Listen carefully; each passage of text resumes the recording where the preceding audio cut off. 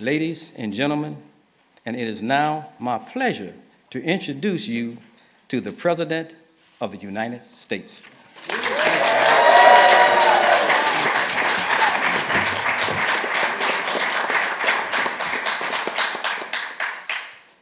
Mom, with your permission, you boys can come up on stage if you want. Come on. Don't worry, he's coming. What's your name? What's yours? Great to see you. Is it okay to stay up with me? Okay, good. Well, welcome to the White House, guys. Welcome to the White House. And Eid Mubarak.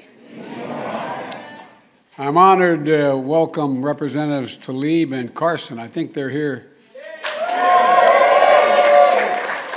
I see a hand going up back there. All right. And although she can't be here today, I also enjoyed seeing Representative Omar over the weekend. And look, welcome to the members of the Diplomatic Corps and the elected representatives and community leaders all across the country, the thinkers and activists, and it's great to have you here in the White House, all working to make our nation and our world stronger and more inclusive. I emphasize inclusive. And if you'll excuse a point of personal privilege, I want to, is Madonna Wilson Anton here? Welcome. It's good to see you. She represents the state of Delaware, by the way.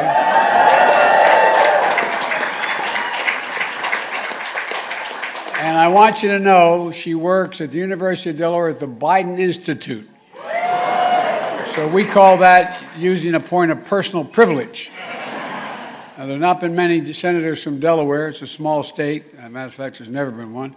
So I want to take advantage of making sure I introduce her. Jill and I are so glad to host all of you on this joyous occasion. You know, we send our warmest greeting and celebrating Eid all across the United States and, quite frankly, around the world. One of the promises I made when I ran for office is that I was to restore this annual celebration because it's important. It's important. Sadly, last year, because of the pandemic, we had to hold a virtual event. This year, thanks to the progress we made fighting the pandemic, we can fully honor my promise. And it's no small part thanks to the courage and commitment of many Muslim frontline workers and first responders, many of them, many. And to the brilliant Muslim scientists who helped pioneer the technology for COVID-19 vaccine. Don't forget that either. Not only helping people here, but people around the world. At the same time, we know that it's a bittersweet day for too many families.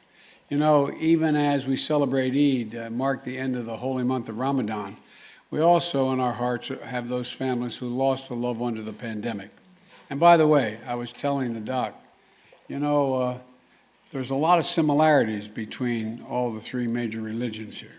But I want you to know, you have a slight advantage. In Ramadan, for Lent, I got to go 40 days. 40 days with no sweets and no ice cream. I did it. 40. It's harder, guys. You know what I mean?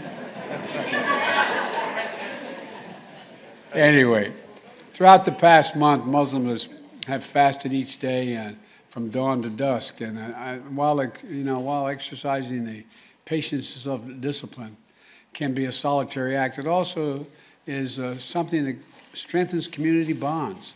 It helps communities stick together. Communities is essential to the celebration of Ramadan and Eid. You know, whether breaking your fast with friends or family, or joining neighbors in acts of volunteering, or gathering for nightly communal prayers special to the month of Ramadan, this is a time to reflect, not just on oneself and one's faith, but on the entire community, the whole community. You know, through their fast, Muslims demonstrate empathy for suffering of others, strengthening and renewing their resolve to give generously and to make the world a better place, better for all who suffer. And I mean that sincerely. I've witnessed it around the world. This year, for the first time in decades, 3 Abrahamic faiths all celebrate their holy days at the same time. Think about that, at the same time. That's a message, guys. No, I really mean that. I really believe it. Ramadan, Passover, Easter, and each a time of celebration for the light that has triumphed over darkness and for death giving way to renewal of life. You know, each of us remember the work that remains to be unfinished here on earth, and there's a lot of it, to which God calls all his children. You know, that we should strive to show kindness and mercy, understanding to one another, and that we should do unto others as we wish them to do unto us. Sound familiar? Yes. Sound familiar in every language. It's similar. Today we celebrate the incredible stories of the indispensable contributions of Muslims all across this great nation.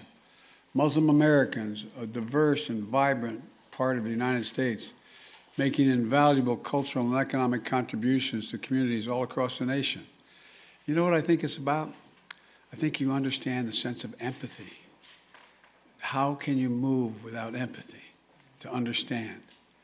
Teachers, counselors, mentors, helping young people achieve their full potential. By the way, I don't know which one of you guys is going to be president, but, you know, if I were you, I'd be Secretary of State. Anyway, all kidding aside, look at these young men. They can be anything they want in this country if we're smart. Anything. Anything at all. And members of the military, first responders, serving with such distinction, keeping us safe at home and abroad. Public servants across this country and across the administration who are leading the work to address the challenges of our time. I've said it from the beginning that my administration, and I meant it and I proved it, is going to look like America. Look like America. Really. With Muslim Americans serving at every level, and it does. Muslim Americans in my administration have key roles in tackling the climate crisis, rebuilding our economy, safeguarding our health, restoring our alliances, and so much more.